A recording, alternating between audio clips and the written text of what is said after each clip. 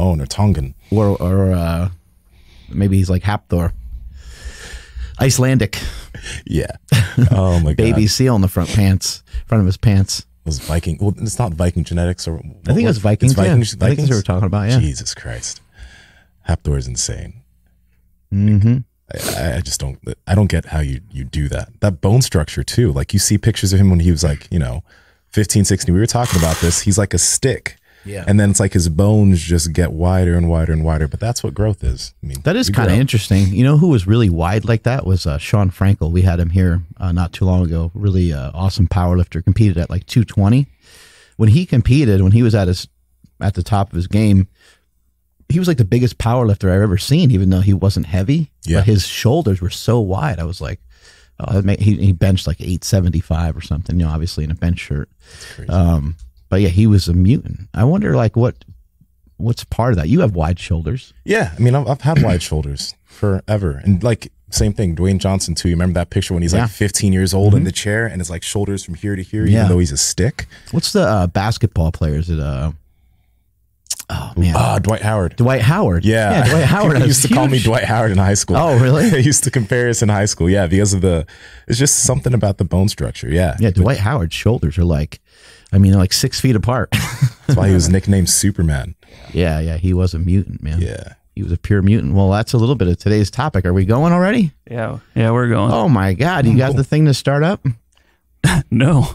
I didn't. Nsima's not helping with that. He said he was going to help. I did fix it, but he broke it again. No, well, the thing is, we fixed the podcast machine, but now the internet machine, the YouTube tower, all that, internet's busted. It's gone to shit. So I'll get on that right after we finish. All right. So like what Mark donate to our podcast below. Yeah, GoFundMe link. Yeah. Good. Only in go fund yourself. Donations of $100 or more. But yeah, we're gonna have to get the YouTube tower from the old gym and bring it over here somehow. The cool thing is about if you sponsor the show, you get a free invisible balloon sent to your house. Oh wow. Yeah, we've been working on that too. We don't have the money to mail that yet, but we're working on that part of it. Isn't there like a song that they get sang with it also? Yeah, you can't hear it though. Okay. Yeah, you need special headphones. That's shipped through Amazon. Oh yeah. Jeff Bezos will get on that topic. He will. He's good. We've got it. Yeah, I was listening to that podcast where Rogan was going off about Thor, and he was talking about the freaky genetics. Yeah. And genetics are a crazy thing, and your heritage is a crazy thing. And, what I've always said about, like PEDs and stuff is like, and Barry Bonds is not a good example because Barry Bonds was more than likely on stuff, especially like later on in his career. Mm-hmm. But like, I always kind of say like, I don't have a pedigree like that where my grandfather and my dad played professional baseball. And some people just have, look, the Manning, you got the, Peyton Manning and his dad played, and then both of Peyton's brothers were really good. And Eli Manning's still in the league. He's still playing. Archie Manning was amazing. These kind of like just great genetics get passed down, and maybe I have great genetics for certain things, but it's not to be a massive mutant. So therefore, like if you're trying to get in a strength sport, it's like maybe some people kind of feel like they need it because they don't have maybe something that somebody else has, So that's a little bit of today's topic that I wanted to talk about today because, I was just thinking about it more. We had that big black coffee conversation, the BBC genetics. Yeah. And, people are, first of all, they're so quick to just pass judgment on someone who is enhanced, but they're also quick to pass judgment on someone who has genetics. And it's like, well, which one would you rather see? Like, and which is, do we want people just to naturally have it without working for it? Is that not acceptable? Because you hear that too. People like Bones Jones, he didn't work hard. And it's like, I doubt that that's true. I'm not convinced of that. There's no possible way that he doesn't work hard. Maybe it doesn't seem like he works hard because maybe he is gifted and maybe he makes it look easy, but I don't think there's any question. I mean, how could the guy get away with dominating and not working hard? He makes it look so easy because his technique is so fucking amazing. Yeah, he's just unbelievable. Yeah, which doesn't really mean that he's not working hard. It might mean that like maybe he doesn't have to work as hard. Just like when you're in school, maybe one kid's got to study a lot more than another kid. Maybe one kid's got to go up and swing the baseball bat 400 times before he's, a little bit more comfortable in the batter's box. And maybe another kid, gets 3 pitches thrown to him and he knocks all 3 of them out of the park, right? Yeah.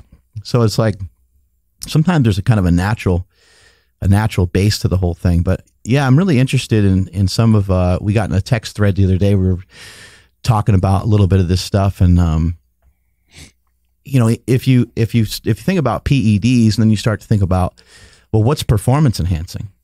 Then you really start to go down a weird rabbit hole, because I remember Sugar Ray Leonard, I think after he was done with his career, he came out and said, most of my career I was on cocaine. And then people felt sorry for him. They're like, oh man, that's terrible. Hopefully he can figure out a way to get over this. But they didn't revoke any titles. Yeah. Is being on cocaine an advantage in boxing? If it was a huge disadvantage, would he snort cocaine before he fought? Maybe not. Like if it made him throw up, made him lose all his money, made him lose his mind, made him lose, And so it's really interesting. And then you also have like Lawrence Taylor. And you watch the way Lawrence Taylor played, you're like, wow, like never seen anybody move like that before. Never seen anybody that aggressive. And he was on cocaine as well. And I think crack and a bunch of other things he got into. And then when you think about, actual like PEDs, like what people usually are referring to with steroids, people wanting to get bigger, stronger, faster. You have, guys like Barry Bonds, and you have guys like McGuire, Jose Canseco, a lot of these guys that have been accused of taking stuff, and some of them have come out and admitted it. I think Jose Canseco was the one who kind of fessed up to everything, and the one who kind of also ended up ratting everybody out. But, some of this kind of started because I've seen this comment before about myself, like on social media. So sometimes someone will say, oh, I think it's so cool that you do stuff with your family and that you're showing these different things and that you're transparent. But, you got this, from, being big and strong from being on steroids or whatever, right? But I'm like, first of all, how do they know that? they know that because I've shared that many times before. Yeah. And so I have been open about it. It doesn't really dismiss it, but I have been open about it. I have talked about it many times before. And make no mistake about it, I'm not delusional. I'm not in the spot that I'm in without them, but I'm also not in the spot that I'm in without powerlifting. There's a lot of things we can go back and I'm not in the spot that I'm in without my wife. I'm not in the spot that I'm in without my children. Like there's a lot of things that shape your life and that end up kind of putting you in the position that you're in. But if we look at it even further, Arnold's not Arnold. And I don't know The Rock's personal information, but I would assume The Rock is not The Rock. If you go back and watch a lot of his old wrestling matches, he clearly had what they call bitch tits, gynecomastia, which is normally from taking steroids. I ain't trying to call nobody out. I'm just saying these are some of the things that I've seen, right? And if you kind of look around and you start thinking, well, maybe Joe Rogan's not Joe Rogan, because Joe Rogan, like, I don't know if Joe Rogan uses testosterone or anything like that. He might. He's pretty jacked. But, he does his show. He always talks about being high during his show. Yeah. So it's like, what are we really looking at here? And a lot of great music, a lot of great poetry, a lot of things have been discussed and done while people are high, or discussed and done while there they are, puffy nips. Yeah. A lot of the things are discussed and done, when people are smoking weed or having some drinks, and so that's what we're trying to unpack for today. So let's dive into it, huh? What are some of your thoughts on this, Natty Professor? Well, I think it comes down to like culture. The Rock and wrestling. When you're looking at those guys and they're doing their thing in the ring, you don't care if they're, on something or not. That doesn't come to mind. You're just enjoying what they're doing, and you want to see some mutants in there doing it. You don't want to see some like kind of skinny, maybe kind of big dudes. Yeah. You want to see some cartoonish looking superhero, like sidewalk stomping dudes in the ring, fighting with each other. So it doesn't matter if he was or if he wasn't. It doesn't matter. but I think the main issue comes if like you're looking at a Lance Armstrong, right? And all of these years, everyone's under the impression that you're not using anything, especially since in that sport, you're not supposed to. Right. It is against the rules. For me in natural bodybuilding, when I'm competing, it is against the rules to use those things in those federations, right? So I think that people start to get problems when, like, for example, John Jones, it is against the rules to have that stuff in your system. That's why he's getting hate. You know, if it wasn't against the rules and everybody was, okay, cool. That wouldn't be an issue at all. But if you're doing something and it's found out that you're using something that you shouldn't be using at that point in competition, then I think that's when people really start looking down on it.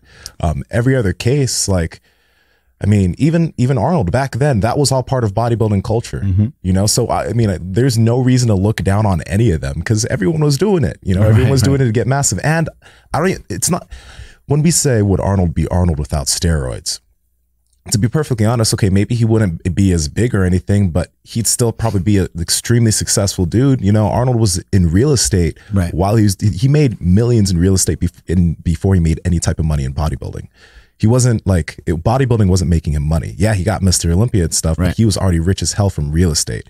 So that guy was driven. You know, he came here not speaking English, learned a second language, learned how to do business, and then move forward. Yeah, the steroids and all that stuff, but that doesn't have to do with his success. Maybe there wouldn't be like an expo or an Olympia. Some of it does pop up some questions. I mean, like I said earlier, like it's hard to say because these are all like pivot points in your life. Like you don't randomly just out of nowhere start smoking pot. You don't like there's some thought that goes behind it. Whether it's because you're depressed or you have anxiety, you want to sleep better. Like there's some thought process, even if you're young. I mean, it might just be that you don't want to be left out. Yeah. You want to, you know, like you're hanging with your buds and you want to do a hit because everybody else is doing it. Or you just want to have fun. Like there's always something behind it. But in Arnold's case, you know, part of what got Arnold here was him already being Arnold. Like he was already jacked. Like that was kind of part of something that got him here. John Cena has been a longtime friend of mine. He's somebody that has always said he's natural. He has, when you go to his gym, he's got all these drug tests on. He's got like 200 or 300 drug tests. Really? Because the WWE still tests. And I think even before that, I think he would just get tested every year just because. I didn't know they test. Yeah, they actually, we can get into that too. But anyway, you know, with John, it's like if he didn't have that big stature like that, and if he didn't look the way that he looked, my brothers and I would have never asked him, you know, to be a professional wrestler. And he would have probably, if he came in, he was a lot smaller, and like you said, he didn't look like a freak. They might not have ever accepted him in the first place. But part of John coming to California, and this is many people's story too. There's I guess you'd just say like I don't know if you know if it's a bodybuilding promoter or just a fan or what he is, but he's really well off, and his name is I think his name is Jeff Connors. I hope I'm getting that right. And he supports bodybuilding, and he's a huge fan. He's got this giant house, and he takes in bodybuilders, and like 4 or 5 or 6 of them will live there at a time. And John was one of them. There's a lot, and there's a lot of success stories like that from a lot of these. I forget who else it was, but some of these guys ended up becoming very famous bodybuilders and stuff like that. And the guy would just, you know, he would allow people to stay at his place, but like, you know, even that opportunity, you know, might not pop up if you're not jacked, if you don't really look the part. So it's it's like what opportunities come. Like for me, like I definitely would say it's possible that I don't power lift as I don't take powerlifting as far. Maybe I don't ever tear my pec, and maybe I don't invent the slingshot. Yeah, but it's hard to go back in time. All we have is kind of what has happened, right? Yeah. But I think something interesting that I just thought of when you were mentioning John Jones is if John Jones, you know, if any of these things are true, that these minerals or these substances have been in his body, what would make John Jones think that, you know, that he might need something to get an edge, or, you know, maybe he just doesn't even, maybe he's unsure exactly what he has taken. But if you're going to think like, man, a guy like that who's competing at that level, if he has any doubt that he might not be able to beat the other guy without doing a little something extra, then what does that say for the rest of us? The rest of us really have a lot of anxiety towards, you know, what we're going to be able to produce, I guess, in some ways. Yeah. And then what Nsima was talking about with the wrestling and how we want to see giants and monsters and all this. Well, since they started drug testing, you can see they got smaller. They got a little bit smaller. And then now I think, you know, from what I've heard from people who are like, oh, I used to watch, you know, me included, used to watch wrestling when, you know, Undertaker, The Rock, and, you know, these monsters. And now it's like, I can't name anybody. And I don't know if that has to do with because they are, you know, kind of normaling out a little bit, or maybe I'm just not excited to see these smaller guys. And I mean, when I say smaller, of course, they're still giants. Like we had Seth Rollins in here and he's super jacked. But when you compare that to like Kane back in the day, or the Ultimate Warrior or something. Even better example. So it's like now the complaint isn't like, oh, these guys are just all roided up. Now it's like, wait, where did my roided up guys go? Like, bring them back. So what they've done with WWE is they brought in like this wellness program. This was after Chris Benoit. You know, he had that. There's that tragedy of Chris Benoit. He killed his family and then he took his own life, and he definitely had some mental issues along with a lot of drug abuse. And some people that take steroids will be like, that's not steroids, they had nothing to do with it. I would disagree 100%. I don't think that. Now, you don't take steroids and kill people, because if that was the case, I would have some deaths underneath my belt too. Right? Like it doesn't just happen that way. You're not like you take a shot and you go crazy and you kill somebody. However, I don't think it helps, you know, especially if you already have that personality. Yeah, I don't think messing with your hormones is probably a great idea. And then plus he was probably on other drugs. Plus, how many concussions has the guy had? And we've seen all the results from concussions and stuff like that. But yeah, the WWE, they brought in a wellness program. And I went backstage a few times when I worked for WWE, but also after they installed the wellness program. And I went back there with Kelly Starrett. He and I got to do actually, they brought Kelly in, and Kelly brought me with him, which I was grateful for. That was a lot of fun. And basically, it was part of their wellness program. They brought in Kelly to talk about health, to talk about nutrition, to talk about how these guys can you know, keep their nutrition, stay hydrated, ways for them to try to figure out how to sleep. That was actually the hardest part. These guys were like, hey man, like we don't get a chance to sleep. Really? And it's like, I don't have any advice for you then, because if you can't sleep, then you're screwed. So that ended up becoming more of a conversation of like, you know, talking about stimulants. You know, do you take any stimulants before you do a match and stuff like that? And a lot of them like, yeah, I drink Monsters and I do that. It's like, all right, man, it's going to be really hard, but I think chopping that out, you'll be tired as shit at first. But then when it's time to actually go to bed, or when you have a minute to just fall asleep in the back of a car when you're driving somewhere, or to fall asleep on a flight, then you'll be able to fall asleep a lot easier. But yeah, the wellness program at WWE is amazing. The food that they had backstage, there was tons of fruit, there was tons of fresh meat, there was tons of vegetables. And yeah, they still had like cake, they still got some cookies and stuff. But the culture of it, you're not really seeing a lot of especially the performers. Like none of them were eating any of that stuff. It was more like some of the people that like fix the ring and the referees, and some of the people that get to wear a shirt on TV, they were okay with throwing down some cookies. But they did a great job of bringing in a wellness program that they take very seriously. I would imagine, you know, at some point that they have maybe loosened some of that up. I think at first it was like really tight and really strict, and you couldn't even get a script. You couldn't even you know, just take like a low dosage for TRT. But I think at some point, I think they may have let some of that go. But that was a message to try to get rid of all drugs, because they're like, well, we can't really draw that line. And that's kind of what I'm talking about right now. It's like, where do we draw the line in terms of something that's performance enhancing? And, you know, like, should we not care? Should we give credit to somebody? Should it just be part of the way that things are? You know, Eminem, you know, raps a lot in this first album about being like on mushrooms and stuff. Yeah. And it's like, I love Eminem, you know. I'm not going to sit back though and say, man, this is dumb, because he would never came up with that. He wouldn't be nearly as creative without mushrooms. I'm thankful for mushrooms. Yeah. You know? Yeah. I'm thankful for that music. Like comedians and comics, you know, especially stand up, they always talk about like, you know, whether, I mean, Ryan Rogan talks about weed all the time, but like, so does all his buddies. And then, you know, alcohol is a part of it too. Yeah. You know, so it's like, is that performance enhancing? That's the thing. You know, where do you draw the line? I don't like, that's a line really can't even really be drawn, because there's already there's a cultural stigma that's been put on top of using certain things for art, like the way Rogan uses, you know, LSD and all that stuff to become more creative, or an artist uses different types of drugs to be more creative. That's not seen as a problem, even though those things can be very dangerous, even in very low doses for a lot of people, and cause a lot of mental issues.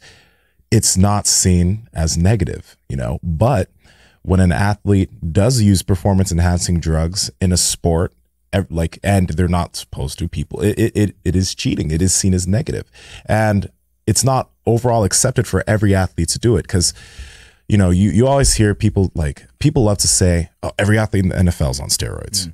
Every athlete in this is on steroids. Or they'll say 95%. And you're like, that sounds like a lot. Yeah, like 95%. Like, nah, like, okay, there are probably a lot of NFL, you know, players on steroids, but to be perfectly honest, I don't think that's 90-something% of them. And like on your note about John Jones, it's like, did he feel that he needed to take this to be other people? Even so, even though, like, if you watch his fights, he's not winning on brute strength. I'm not saying John Jones is a weak guy, but he's not looking like a Brock Lesnar where he grabs you and he just pounds you to death because he's a bear and he has that strength. Jones is strong, but it's not like he's that strong. You know what I mean? Where his wins are coming from that. His wins are coming from technical efficiency and dismantling the tools of his opponent. And that doesn't come from steroids. It's all strategy almost. I think that's also why, like, John Jones has a very type of he has a very divided fan base. Like, if he was like a Brock Lesnar, I think he doesn't have as much, or he has more support than Brock Lesnar does. Yeah, that's true. Yeah, because people see the way Jones fights. Well, and his demeanor right now is pretty golden too. Because, like, when they interview him, he says the opposite. Like I think there's a lot of people that are waiting to, like, be mad about him. And, you know, at the end of the fight, they're like, man, he really dominated, and he, like, plays it off. He's like, man, I worked really hard. It's like, but that was a tough opponent. He's like, and I got to give credit to that guy. He came out here and fought a good fight, and I give credit to God. And there's like, so people are just waiting to be, like, mad about something, you know, like they were waiting for him to, like, almost talk trash. And the only time he'll really kind of talk trash is about Cormier.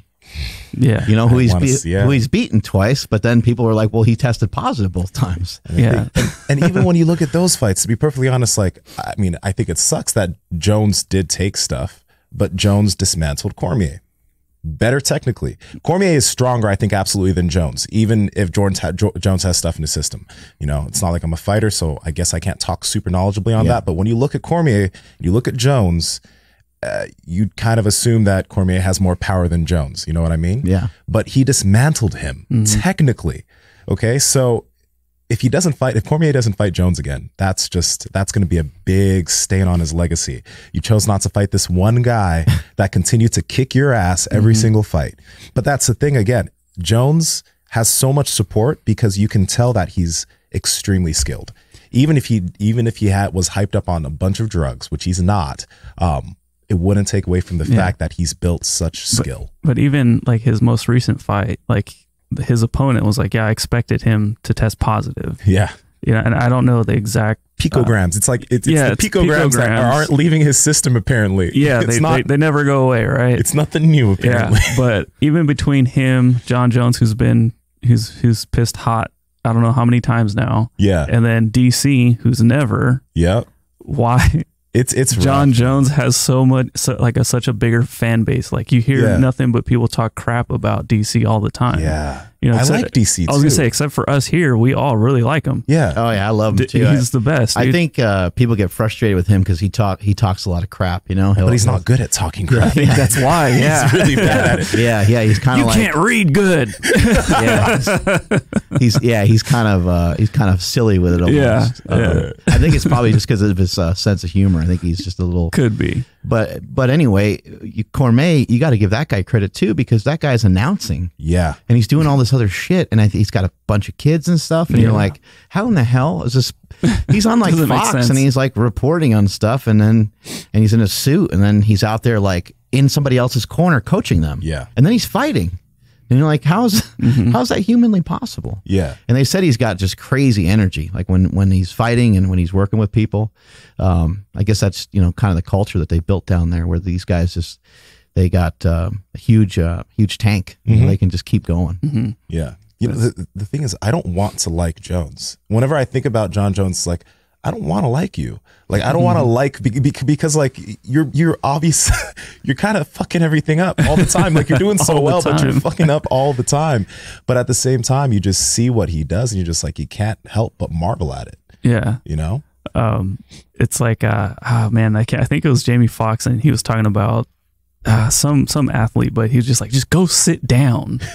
Like, go sit on your hands, John Jones. Just go sit down. Don't do anything. Just train, fight, and sit down. Yeah. Don't go out, because every time you do something, you fuck something up, man. Yeah.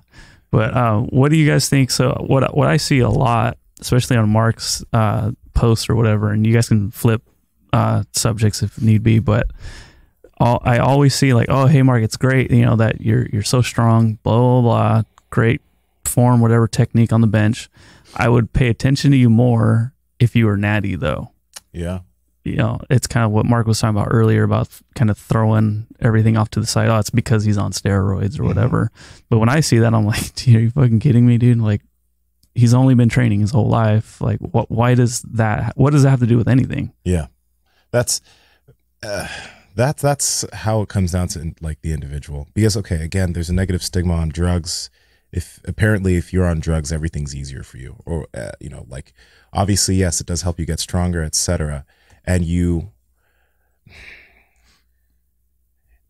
people look at it like it's just a fast track to success in everything. You know what I mean? Especially in strength.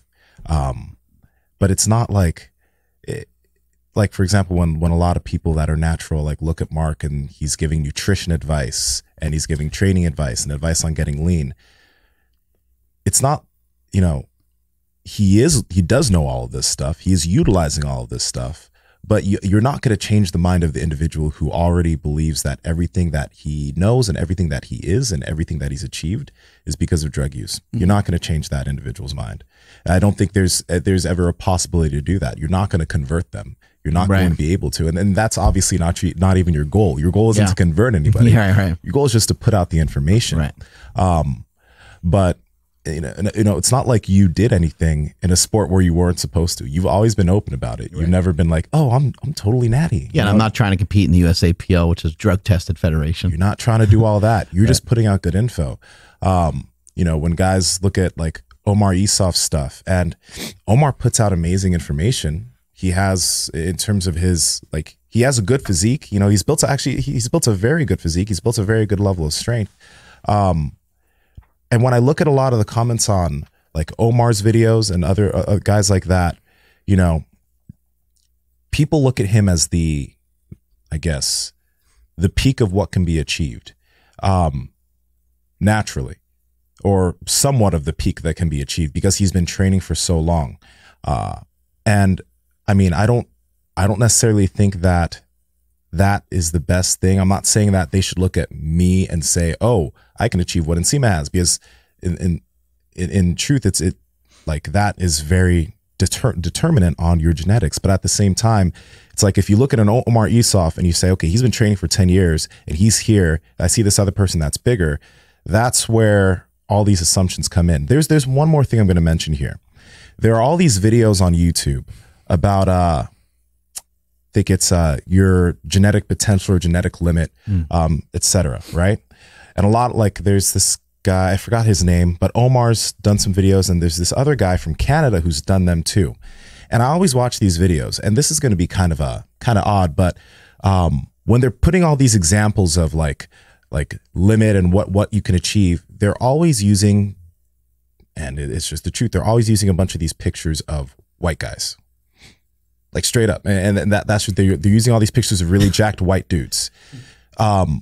When you look at like Tongan individuals or even individuals from different ethnicities, there are somewhat differences athletically on the top end of some of those individuals.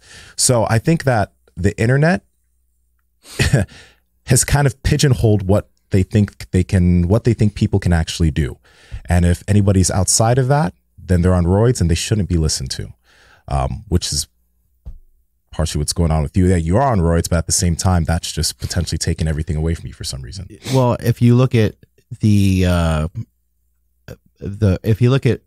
Caucasian people that are strong, that have a, you know, crazy build or crazy physique, a lot of times it has to do with their heritage as well, where their grandpa was a farmer, their dad was a farmer, and that, like Brock Lesnar, it's, you know, it's no surprise. He's from the middle of the fucking country and he baled hay his whole life. You know, it's like, whoa, that's a big shocker, right? Like he looks like it, right? He looks like he's strong. He looks like he's meant to like carry things. I think what has happened to our society is a lot of us have been generations removed from activity. We've been generations removed from activity. And so, and this is not any, like, I'm not trying to stereotype or label anything any one way. I just think, like, in my grandfather, he built his own house and he knew how to like build cars and fix cars and stuff. He was very handy and he was very, like, he was outdoors a lot and he was doing a lot of physical stuff. He worked on a railroad as well. My dad decided, like, I ain't doing that, because my grandfather provided my dad opportunity to say, like, I'm kind of born with like shitty knees and shitty hips and I like sports and stuff, but I'm going to use my brain. I'm going to go to college. My dad got a degree and worked for IBM. You know, my dad knows how to fix stuff. He knows how to do some things like that, but he's not a manual labor person. And so therefore I'm pretty far removed from it, where my grandfather, even though he did some manual labor, it wasn't like his, it wasn't like everything depended on it. Later on in his life, when he was like fixing cars and stuff like that, he was doing some manual labor, but it wasn't really moving a lot. And it's not crazy physical activity. I guess the main point there is, like, I think that if you come from a family history where there's no obesity and there's a lot of movement, probably off the bat, you're going to have a little bit better shot at anything athletic than the next person. I think you're going to have a much bigger shot. And not even if you come from a family, your family could look a certain way, but if you look at the way most people live now, and even not even just like 10 years ago, people are way less active in general. Like, yeah, people go to the gym, but most of the day people are sitting around. Right. All right. So you're not moving around, you're not walking, you're not running, you're not sprinting. Maybe you're working out at the gym and doing nothing else. That'll play a big effect in what you're going to be able to look like over time. You know, if the environment's huge. The environment is a huge thing. I mean, your family history obviously plays into it, but the environment and just like what's normal. Like, just imagine if it was always normal every time you got groceries to walk to the store. Just imagine if that was normal. Imagine if every time you did that, even if you lived like 2 miles away from the grocery store, which still isn't that far, you walked 4 miles, you walked 2 miles there, 2 miles back every time you went. Well, it would limit first of all, limit the amount of shit that you want to carry back with you. Buy a lot less Pop-Tarts that way. Yeah. You buy a lot less stuff that you don't need, right? And also, let's just say that expense-wise, like, you just don't have the money to, like, you know, overbuy. So now you're carrying less stuff around with you the whole time, and maybe you're making frequent trips to the grocery store so you can go every other day or whatever it is. So you're not carrying 20 pounds of bags every time you go back and forth. And if that's part of your culture and part of like what you normally do, the kids will probably do it. Their kids will probably do it, right? And it's something that's going to always help with like calorie expenditure, and it's just going to it's going to be ingrained into what you do all the time. Yeah. And nowadays, though, you know, I was just thinking about this the other day. We are so lazy, and when I say we, I'm pointing to myself aggressively over here. I am so lazy that if I don't see something in the fridge, I just assume it's not there. If I don't see it right away, I'm so fucking lazy that I won't even move something out of the way. I'm like, oh, that cheese was in there. Probably not even in there anymore. And I close the fridge and I'll ask Andy, I'll be like, where'd that cheese go? She's like, probably right behind the cottage cheese, or like probably, you know, it's probably behind. Did you move the eggs? And I'm like, wow, I'm fucking fat. Like, that is such a fat guy move. I couldn't even just take one thing and just move it out of the way, much less go and walk to the grocery store. Yeah, no, we like as a society, like, we need to start moving more in general. You know what I mean? Especially we're all getting office jobs, especially even entrepreneurs. You're sitting at a desk. Andrew's sitting there having to edit for most of the day. Watching his ass get whiter. You know, and no, I'm not going to get whiter on its own. Like, even this thing ain't going to build itself. I got to do something. Yeah. This damn Fit Tea does not work. Like even me, I have to sit on my computer and work. So I have to make sure I can force myself to get up and move, because that's really, really important. But if you start working out later, and I want to get back to this, because if you start working out later in your 20s or whatever, right? You're thinking more about stuff. You're thinking more about how can I get bigger faster. You're doing more research, and you're kind of at like, you can still get big over time, without any drugs, right? But you're going to be more inclined to want to use stuff. And number one, I want to preface saying that I don't think there's anything wrong inherently with using drugs if you're not entering a sport, right, where that's banned.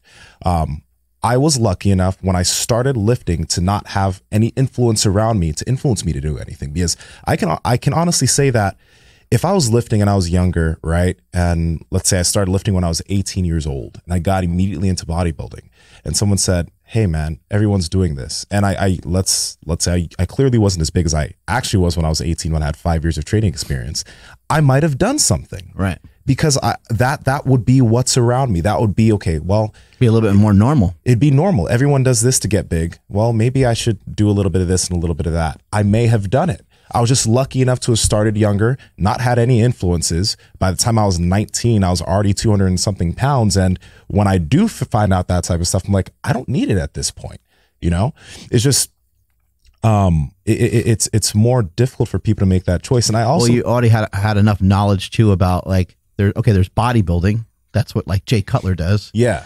And that's what Ronnie Coleman does and stuff like that. And then it looks like there's a different category of these guys are getting tested at least, right? And so, maybe guys are like messing around with this or that, but I'm going to do this my way. And I'm going to compete in this. And if you didn't like get the gist of some of that, and you were younger, a little bit more impressionable. I didn't have money. Like, I mean, but like, that's the thing. It's hard when you're in your 20s and you have all of this around you, and you want to either make the choice to, do it naturally, which I think you should live for a few years without taking anything, or you make the choice to take stuff and speed things up, a little bit. I think also though, there needs to be more education for people in terms of like using that type of stuff, because one of the big reasons why I never have, and I don't think I will, I highly doubt I will, is because first off, I don't know how to, and number two, I don't want it to.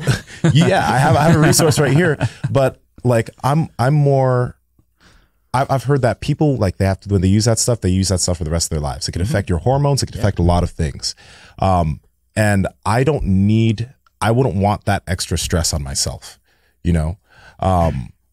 so that's a great point you bring up. I think a lot of us care about it too much. And when you talk about like, kind of needing it, it just kind of would depend on like, how you would quantify need. And for you, that would be true. You would need it because you would have the need to want to be as big and strong as you are when you're on it. And if you look at when we had the guy from Mind Pump on, we had Adam on here. Adam was a IFBB pro bodybuilder, and he talked about his usage on the show a little bit.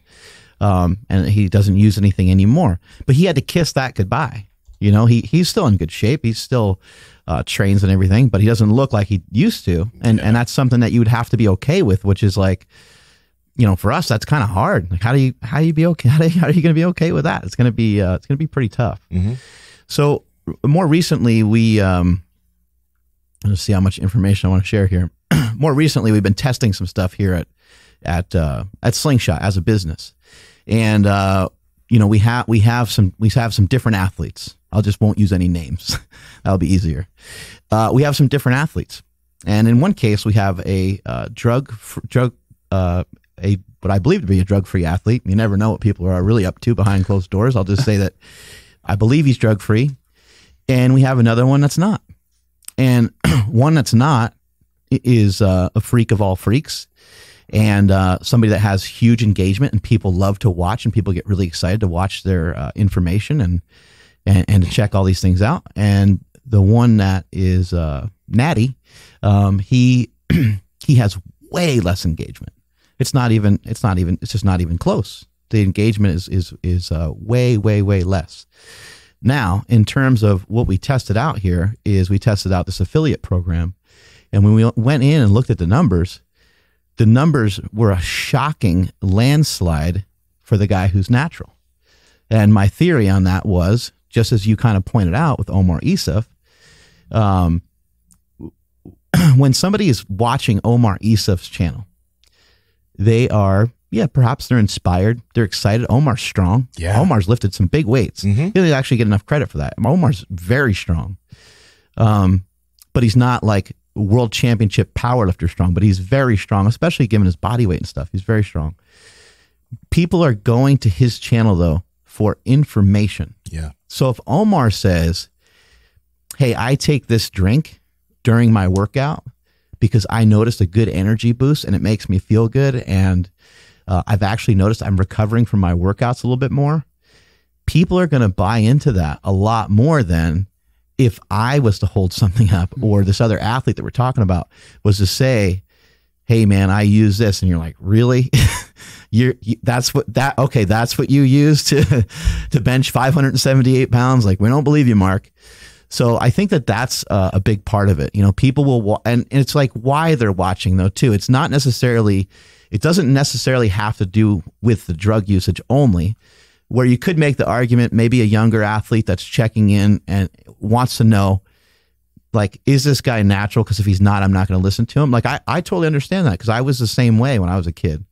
Most of the people in my gym use stuff, and I was always like, well, of course that guy deadlifts 800 pounds. He's on a bunch of shit, you know? And I learned about it pretty young, but at the same time, those were the only guys around to like teach me how to lift. So they kind of showed me how to lift, but at some point I was also kind of frustrated with it. And I was like, well, that seems like, cheap way out. That seems like a shortcut. And that's just because I didn't really understand that those guys still worked out for 2 decades to get that 800-pound deadlift. It wasn't like they took it and a year later that boom, they were just smashing everybody in every lift, right? It still takes a lot of time. But I think that, you know, when I look at that example of that affiliate program that we set up, and when I think about like why someone's watching somebody, same thing with like a hot chick, right?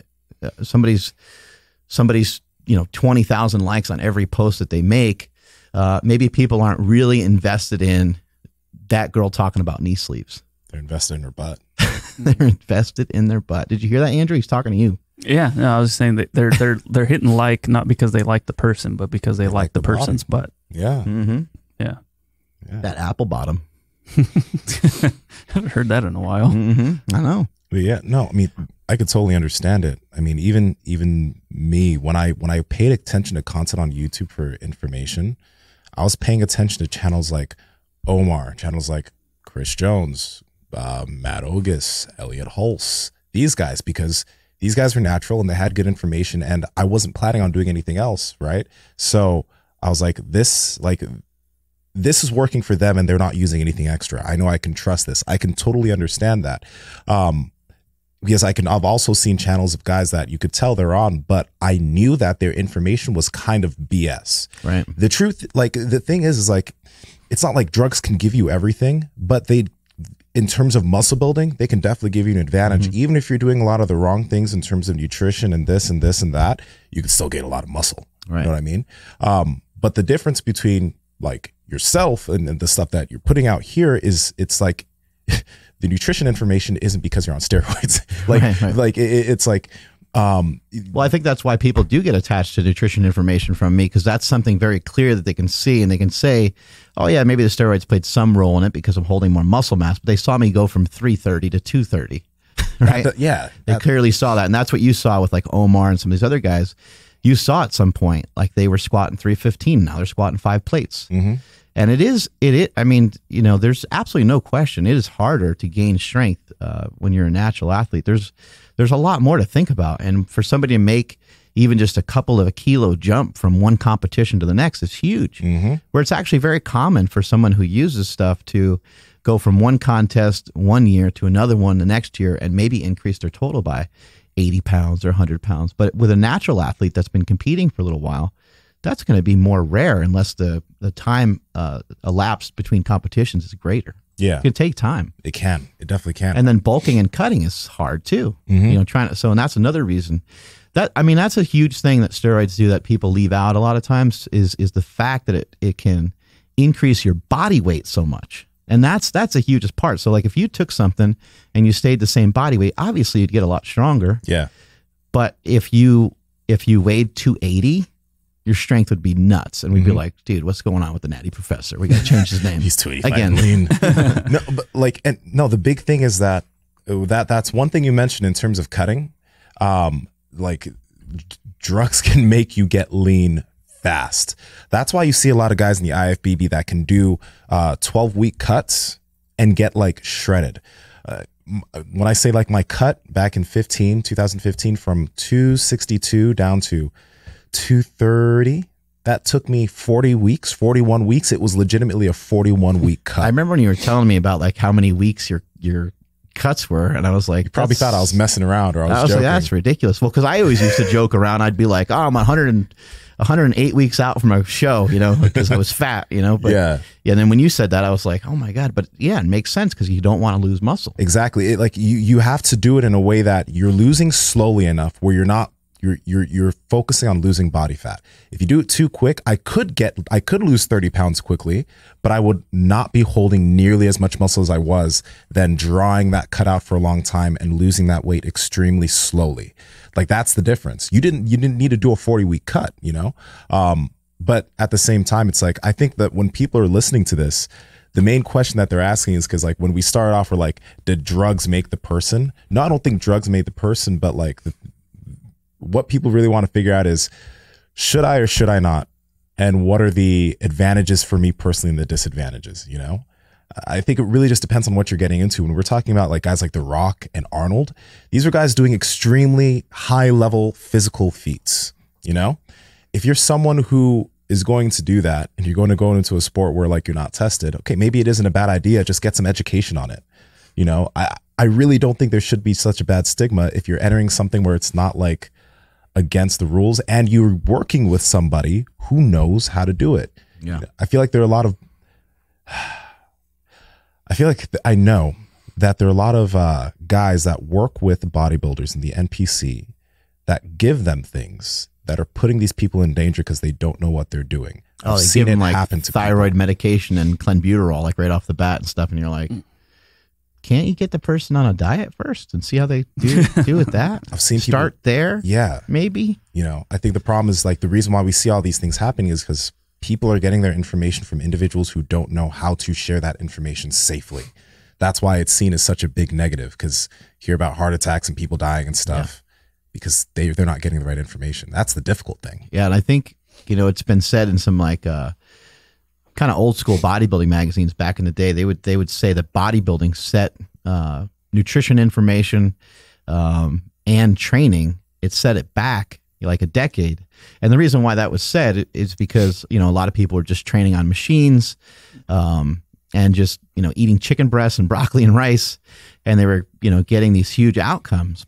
And I think that the truth of that is it's going to be really hard to build muscle on just some chicken and some rice and some broccoli. You're going to probably need a little bit more fuel than that. Yeah. If you're not enhanced. And then also you're going to need to do more than just some chest flies to get a big ass chest. You're going to need to be able to push some weights and real body. But I think the problem too becomes like, there's such a difference between, some just kind of jabroni bodybuilder, right? For lack of a better term, versus somebody that really knows what they're talking about. There's a huge difference between those two. And any bodybuilders that we had here, whether they've been natural bodybuilders or whether they haven't been natural, these have been determined individuals that get after it. Like the workouts these guys do are intense. Either way, they're intense. Now, you might have to be more meticulous if you're natural. You have to pay attention a little bit more to exactly what everything it is that you're doing. And if you're taking stuff, you might be able to get away with doing a few extra sets. You might be able to get away with a little extra training. But usually The natural guys are so excited about training. A lot of times they're a little bit newer. And those are the guys that really have to be careful with overtraining, because they just inherently want to overtrain because they want to be bigger. They want to be bigger like right now. Yeah. And they're trying to make it happen right then. Whereas some of the people that take stuff, usually they've been in the gym for a while and they know, like, I better take my time with this process. I'm going to get in 3 or 4 exercises for this body part and I'm going to get the hell out of here. Mm-hmm. Yeah. The recovery aspect of things is so crazy to me. You can't work with nearly as much volume, and you recover so much slower if you're not enhanced. It does make a big difference. And then again, I think the biggest aspect is if you're natural, that acceptance that it's going to take years, like legit time. I mentioned Matt Ogus before, but he's been training for what, like 12, 13 years now. He has he looks amazing. He right? gets shredded. Yeah. He does get shredded, but when you watch that content and you're like 19, 20, 21, you see that he's 27, 26. You're like, oh, I can get there in 5 years. No, you can't. You can't. Give yourself, a decade. And that's that. Sounds so depressing. It is depressing, man. Cause like, I don't even remember the first time I noticed anything on myself. Do you? No, that's the thing. Because it took so long. It just took so long. I don't recall it. I'm not like, oh, there was that day where I saw like a delt pop out or something. I remember the first time I noticed it, but it wasn't because I noticed it. It's because a girl at school called me over to the tree in the middle of campus, and I was wearing a brown t-shirt, right? And she was with a group of friends, and I came over with my friends, and she's like, take off your clothes. No, not even that. She's like, Nsima, your arm is looking pretty big. And I was like, really? But like, I think I was 15 or 16 at that point. So I was like 3 or 4 years in. These old things kidding me? Yeah. But like, I didn't realize that I was actually somebody else pointed it out. Someone else pointed it out. Then I really noticed, oh snap, this gym stuff is working. Right.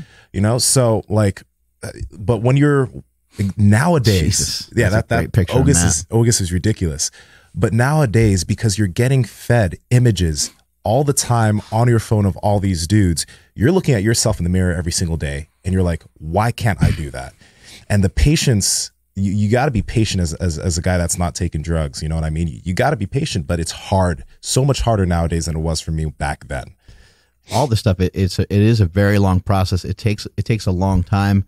It takes a lot of kind of ups and downs. And I think we've talked about this many times on this show. First of all, when you're going to embark on a diet, and this is aside from whether you're taking anything or not, when you're going to embark on a diet and you're not a veteran to dieting, do not start out in a caloric restriction. Do not just start out right off the bat. Like, don't even start out with the intention of losing weight.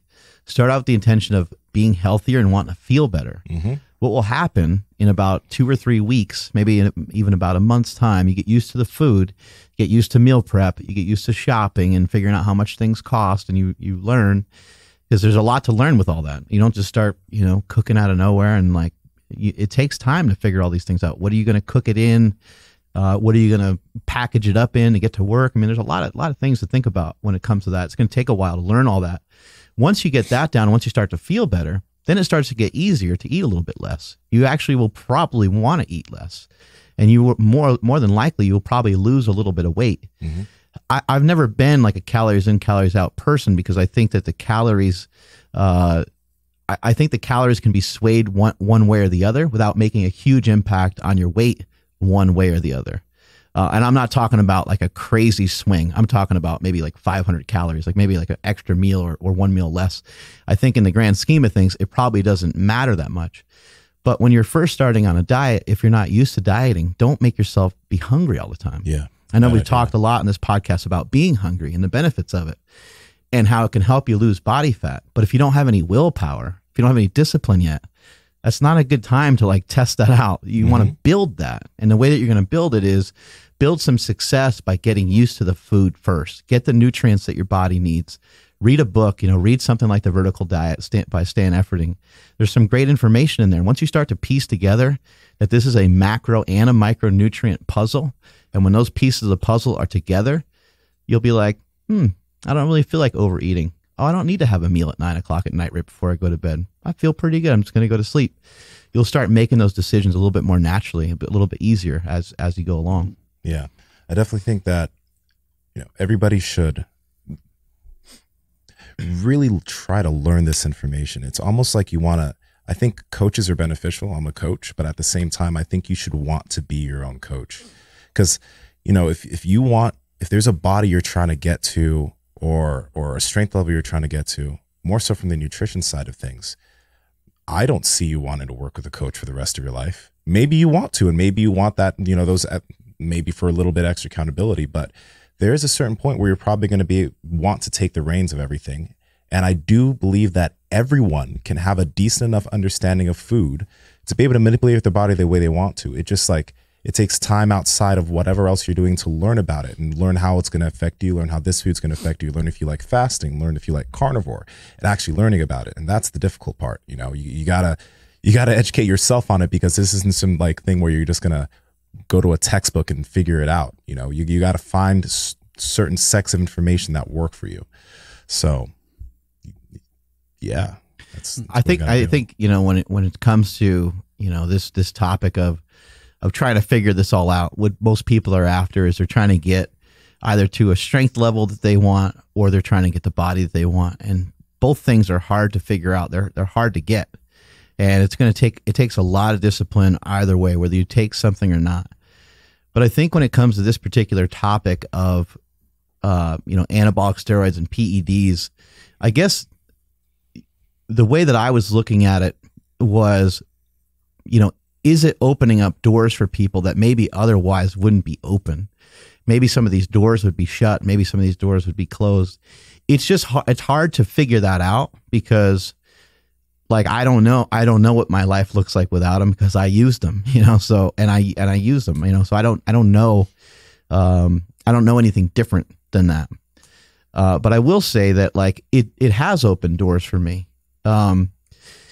But you can also make the same argument for maybe a book that somebody read, or how about this? This is even more in line. Just the way somebody looks. Is Nsima going to get the door held open for him a little easier than maybe somebody else? Probably. When you're a good looking person, you're going to get, you get treated a little differently. Yeah. You get a free neck pillow just for looking like Nsima at the airport. Nah, she was a sister. She was nah, we were. Well, hey, hey, there you go. I don't have, I don't have that, skin tone. Yeah. So she looked at me and was just like, meh, looked at you. I'm going to help this guy out right now. Well, look, a lot of times we're not help him out, hook him up. Sorry. we're generalizing here. So go ahead and beat me up as much as you want on the internet here.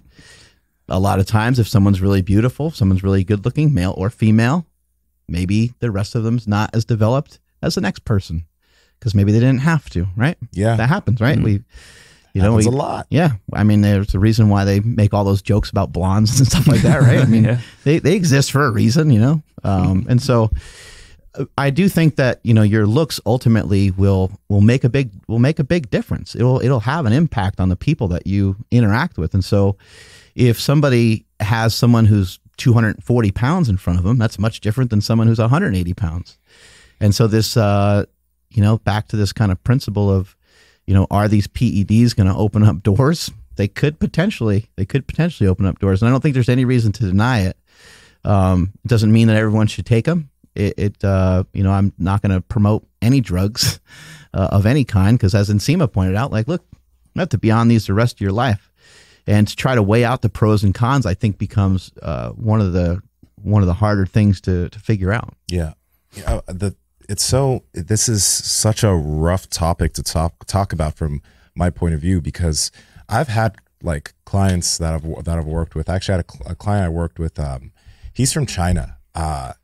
And I'm not gonna his name, but he talked to me about it, and he's like, I want to compete in these bodybuilding competitions, and he already had a good physique. He has a good physique at that point. He was decently big. He wasn't taking anything, etc. And he's like, I think I want to. He was telling me that he wants to do this. He was telling me how big he wants to get, and he was like, well, what do you think, Nsima? And then I was like, okay, I might not be the guy to go to for that. And he wasn't asking me for he wanted to know if I could do that for him, which I couldn't. But, when he told me his goals, I'm like, well, dude, I can't say if you're going to get there without or with it. You know, I think that if you do want to make that choice, you need to find someone who knows what the hell they're doing. And you need to find someone who can help you do that safely, because like a lot of people can put themselves in danger doing this. But the other thing is like when someone says, hey, how long do you think it'll take me to get to your weight or whatever? You know, when you see certain people, you're like, well, I don't know if you'll ever get to my weight if you don't take something, right? But the thing is just like, I can't weigh in on an individual's choice in that way. Because if you do want to get to looking like close to like The Rock or something, he is an absolute outlier in terms of the way he looks, even if he weren't on, right? He's 6'5". And even me, like I'm an outlier in terms of the way I look, right? And if you want to look like me, I think it's a really just crappy thing to say, but a majority of the population won't be able to without drugs. Yeah. A majority of the population won't be able to without drugs. They'll be able to reach an extremely good, big, respectable physique that looks better than a majority of people that don't work out. But you won't look like me, and that's not saying I'm amazing or great or whatever, because this sounds extremely cocky. I don't want it to sound that way, but that doesn't mean that you can't reach something respectable without. But if you want to, then you just got to find the right person who can help you do that so you don't hurt yourself. Yeah, I don't think anybody would disagree with what you just said, though. Nobody it makes would sense. Yeah, but at the same, it makes sense, but it's not something that people want to hear. Yeah, it's not. You know, people want to have a goal and say, I can. Like, people want to be like, I can get there. You know, I can definitely get there. Like if you're 5'5" and you weigh 150 pounds, it's going to be hard for you to weigh 220. 210, yeah, 200, even 200. It might be really hard. Could you use some stuff and maybe get to like 180? Yeah, probably. Mm-hmm. But can you start to get above that and at that height? Like, I mean, you know, it's just, there's huge variance that we have in how we grew up, what we've been exposed to when we were young. You were exposed to soccer when you're young. Maybe you being exposed to soccer when you're young helped you to never really acquire, you know, a lot of body fat. Yeah. So, you know, most professional bodybuilders, it's really rare for any of them to ever have really been excessively fat at any point. They never even develop the fat cells. So when they shrink down and when they bring everything in tight, their waist is usually pretty small. And so there's a lot of different variables that are connected to all these things. So it's not an easy thing to 100% figure out. But, you know, back to your point about your size and your body weight, and even like your body fat percentage. I made this statement a long time ago, probably like 15 years ago, when I used to write on EliteFTS.com, and I talked about, because people were asking like, how do you know if somebody's on stuff? And I said, that's really, really hard to determine. You can't really truly determine it. But I would just say, and obviously your height plays into this somewhat. So if you're 6'5" or something, it's going to throw everything off. But if you're of normal height, if somebody's 220 and they're below 10% body fat, it doesn't mean that they're on stuff. It just means that you kind of raises an eyebrow a little bit. Yeah. And if they're not on anything, it just means they have fucking awesome genetics. But most of the time, when you see somebody of that size, you got to kind of say, okay, that guy's probably, it doesn't mean anything. Doesn't necessarily mean that they're on anything, but just from what I've seen, you know, just from what I observed over the years, that's a pretty significant amount of body weight on a relatively lean frame. Yeah. You know, and for you, I mean, you're what, 240, right? 240, above 240, something like 245. You have no idea of body fat percentage, probably. I don't know. Well, I mean, I'm probably between, I'd say 9 and 12. Right. But definitely 9 and 11, I'd say. Right. Yeah. Somewhere in there. Yeah. And so even given that, I mean, it's, you're doing jiu-jitsu, you're fast. There's a lot of effort. You know, it's not like you're trying to get like shredded, but you're trying to be fit. Yeah. You're trying to be in shape. You're trying to be strong. So you're piecing together all the micronutrients, all the macronutrients that we talked about earlier. And you're also utilizing fasting because it's helping kind of heighten your senses when you're competing and all those different things. But, you know, I made that statement a long time ago, and I think that it's fairly true. It's just, you're not going to really get to those kind of those kind of positions without either A, having great genetics and environment, or B, using some stuff. Yeah.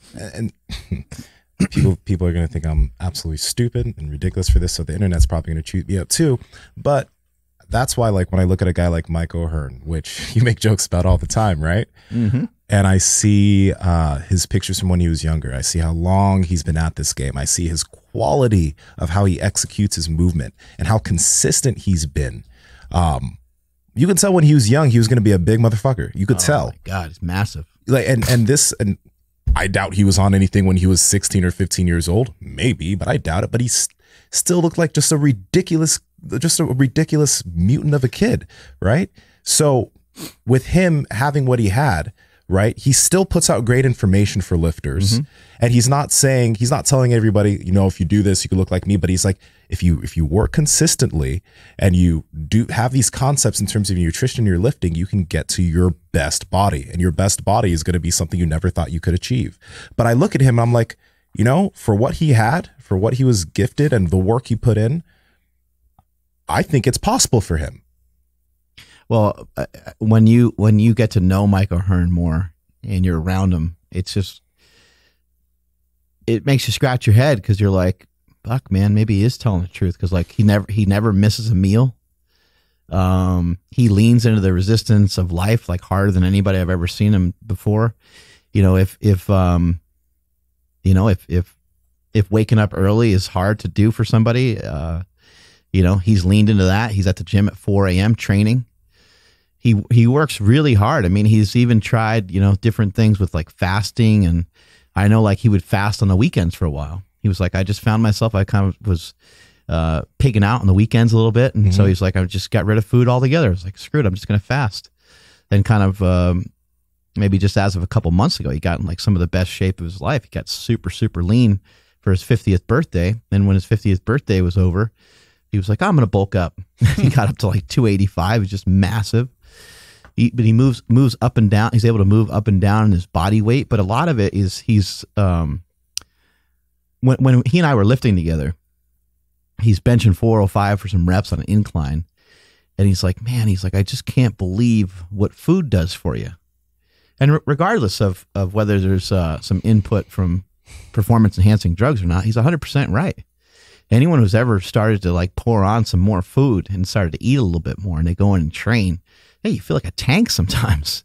You feel and you just grab the 45 and you're like, this is the right weight? Like, feels like a 25. Or you lift something and you're like, you think you had less weight on the bar. You're like, that's 405. Like, I moved really fast. That felt really easy.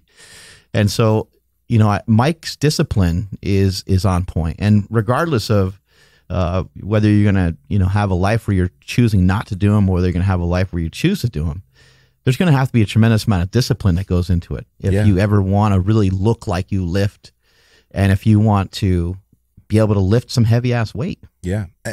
And this is also the thing with Mike. He's not just some guy who's working out all the time and spitting out shit information. He's a guy who knows what he's doing on the nutrition aspect of things, sleep, hydration, working out, technique, all these different types of things to help you gain more muscle, all these different little techniques to do that. He has literally everything on point. Never been hurt. Longevity. Like people really need to like remember Mike is, like you said, he's 50 years old. He still looks the way he does. He's still lifting the way he does. He's not just some meathead that's like, if some people think he takes roids, he's not just a meathead that took roids and got big without really paying attention to a lot of things. Because some people do just do that. They work out and they get great results. But he has all his ducks in a row. Remember those duck eggs? But he Not bad. He has all his ducks in a row. That was good. I think it'd be really, really scary for like sport and powerlifting if a lot of powerlifters took that much dedication into everything else just their lifts. They took that much dedication in their technique, their nutrition, their hydration, their sleep. I think there'd be a lot of strength athletes that are like in the shadows that would pop up out of nowhere if they really took that stuff seriously. Building muscle and building conditioning on top of building that strength, right? That'd be insane. But athletes treat themselves like athletes.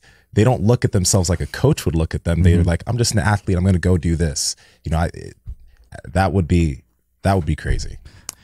When you think about some of these different athletes and you start to think about who you would listen to, somebody who had to really work for it, comes to mind more so than somebody who was like gifted being gigantic, like Thor, and Thor, it might be, it might not be the smartest move to like ignore him because he's a world champion, but it's like, I'm not 6'10" and 400 pounds. So I don't know how to like, what he's going to show me even equate to me. And I think that's ultimately some of the stuff that we're talking about here. When somebody uses stuff and somebody looks like a Stan Efferding, somebody might think like, I can't compute with that. I don't understand what any of that looks like. I don't know how to ever get built like that. Like he's the fucking Rhino. Yeah. I can't figure that shit out. But maybe they can figure out how to look like Omar, how to look like Nick Wright, or how to look like Elliot Holtz, right? Like Elliot Holtz is in really good shape, but like that's a really good, aggressive, but perhaps attainable goal to look like that, right? It makes total sense. It's like you're not going to be working with same training volumes as Stan, but Elliot, Matt, Chris, Chris Jones, all these guys, like even myself, like I try to make sure that and they all try to make sure that the information they put out can be used. That was what I was talking about. I had to look. Wow, a couple his shoulders times. are wide though, and he's young though too. Yeah, they were pretty wide when he was young. Yeah. I had to check a couple different sources because I didn't believe that was actually him. The first time I didn't believe it either. He got big. Dude, I'd love to just set him free on a fucking football field. Wouldn't that be wild if he was like, why not? Just bring him up to Oakland and see, just be like, hey man, yeah, he wants to play defensive end. He's not sure which way to go. Tell him which way to go and just let him loose. Just do it like Bobby Boucher. Yeah. No one could tackle him and take him down, I think. Yeah. Like half doors. Talk about opening doors. Yeah. Dude. Yeah, he ripped the door, ripped all the doors right off the hinges. Yeah. Well, yeah, look, he's on Game of Thrones and stuff, but for him, I mean, a lot of that has to do with just his height, which is, he chose some good parents, I guess. He did. Chose some good Icelandic relatives, right? Yeah. I find it's a difficult decision for someone, especially let's say someone in their mid 20s or 30s, right? And they're looking, and obviously testosterone doesn't have all to do with it, but if your natural testosterone is super low, right? And there's nothing you can do about it. Just do what you take some testosterone. You know what I mean? If my testosterone's fine, so I don't need to do that. But if somebody needs to do that for themselves, for their health too, because there have been a lot of links to low testosterone, depression, and a bunch of other things that cascade on top of it. You got to do what you need to do so you're healthier. So I think that's something that's still seen as taboo for some people, or for them to even think about doing that. And the other thing is when I look at natural bodybuilding federations and guys that want to do natural bodybuilding, and they do have really, really, really low levels, but they can't do that and compete, then maybe they just shouldn't compete. Maybe they should take their health into their health matters more. So get what you need to get so that you can get yourself to a normal place. It's a hard decision, but it's something that needs to be thought about. And training, nutrition, and supplementation might be able to help too. So it might be a great place to start, and then see if some of these things improve. But you really, if you have those things, in line, right? If you have those things in line and everything's still all jacked up, then maybe you need to think of something else because you lack something. Hormonally, you just lack. Right. Yeah, you ain't got it. Yeah, I'm pretty interested to see what mine comes out to be. I'm actually getting tested tomorrow. I think I did a test a while ago. I got to find my results. Yeah, the last time I did it, you're going to be so mad. All your blood's going to be totally normal. Yeah, oh, absolutely. Not one thing's going to be wrong with you. You're going to be a picture of health. Yeah, the last time I got it tested, you're like, damn it. I remember somebody got it. Somebody in the gym got theirs tested recently, and they were 1,000 whatever points over where my testosterone was. and mine was like just barely on the low side of the spectrum. Yeah. So it was high enough to where the doctor was like, you're fine. So I'm like, oh, are you sure I'm fine? I'm like, can I be a little bit better than fine? He's like, no, you're good. I'm like, all right, fine. I think I have my results from like last year on my phone. I'm gonna look those up later on. The range is wide, you know. It is. Yeah. The range they give you is pretty damn it's like big. 300 to 800 or something. Yeah. And I was like 370. I think I was like 450 or 500. I think that's where I was. That's I'll check it out again. That's on like the moderate to low side, right? Mm-hmm. It can be as high as 1,500 or something, right? Yeah. Yeah, but that's wild. Yeah. But I guess the free testosterone too is part of it. I don't know how it all works. I don't know how it works, but yeah, the person that got tested, I've seen his results and he was at 13 something. So I'm like, all right. Damn. I took a shot every day for like 30 days and then got it tested one time. It was pretty impressive. Did you break the record? Was it a high score? Yeah, it was like, I don't know, the doctor like circled it. He's like, we need to talk about this number. You get to put your initials on the board. I know. It was 5,000 something. I mean, it was awesome. Damn. Great. Ugh, Back in the day. Yeah. So, that's awesome. Handling 800-pound benches every week. Made it a little easier. Still hurt really bad. Yeah. so do we think the drugs made the men though? You know, I guess, you know, the main thing on some of this is like, just from some of the comments that I see, when somebody like outwardly attacks me about some of these topics, it's weird because it's like, well, who the fuck else are you following? And how do you know what they do and what they don't do? Yeah.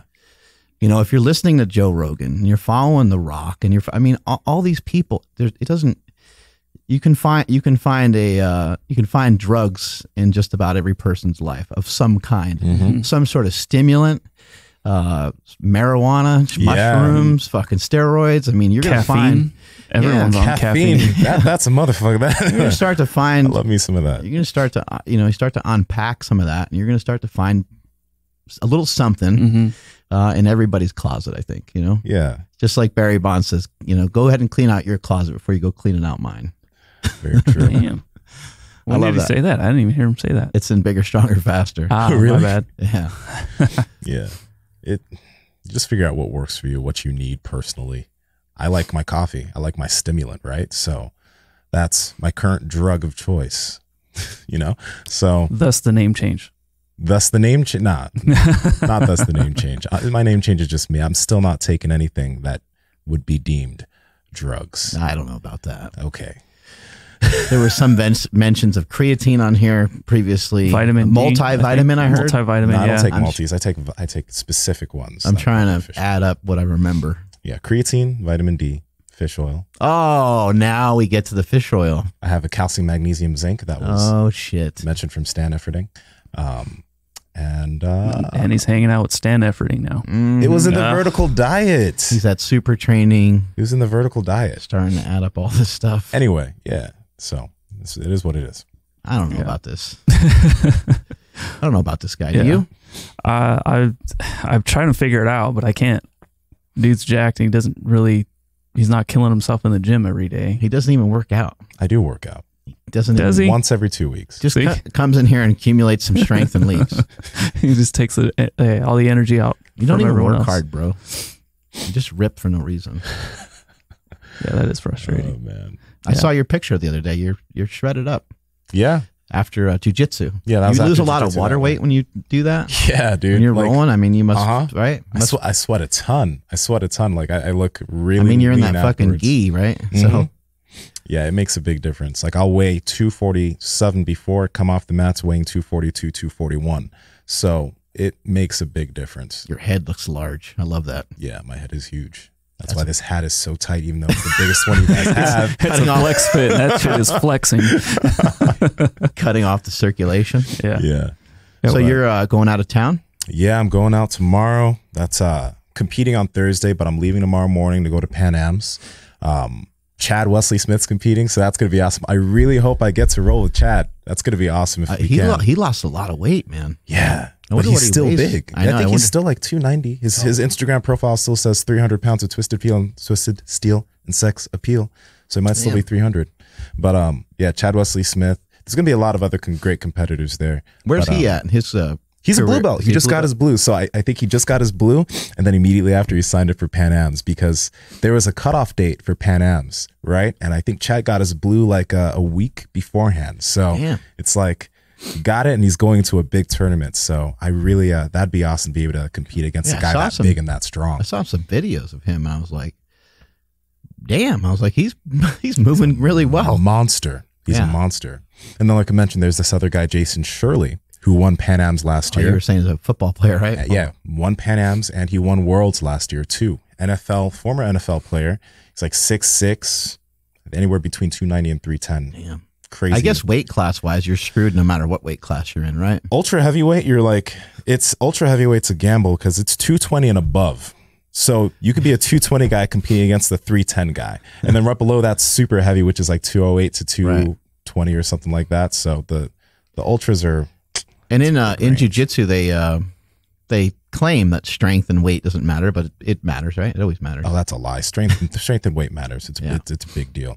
So in jiu-jitsu, there are total... It wouldn't matter if you weren't skilled, then being big and strong, I'm sure it wouldn't hurt you, but it's probably not going to help you against a black belt. Probably wouldn't help you. If you don't have technique, it wouldn't help you against a black belt. The thing is what is that technique? He's just showing how easy he can move. He can get off the ground. Yeah. Chad can move. But like, you see the viral videos on jiu-jitsu about like the little guy who maybe it's the absolute. The absolute is when all the winners of the weight classes compete against each other. And the little guy beats the massive guy. But the thing is that massive guy wasn't as skilled as that little guy. Right. He just wasn't as skilled. But there's also advantages too. If you're really, really big and a guy's really, really small, he can snake his way around your body and you might not actually be able to control him. So that's actually a little bit of advantage if there's a large size disparity. But typically though, in jiu-jitsu, if you're just as skilled and you're bigger and you're stronger, you're probably going to win. Awesome. I think this is our last show for a little bit, right? Because I'm going to Italy. Yeah, you're going out of town, and I'm not going anywhere. You're stuck here? Mm-hmm. So maybe we can do something over Skype, but as of right now, Smokey won't let you go? He won't let you leave? I got one day. Damn, Smoke laying down the hammer. Damn, dude. Yeah. Whoa. The leash doesn't go far. That's right. I thought you'd be into that. Okay, he is. All right. Strength is never weakness. Weakness is never strength. Catch you guys later.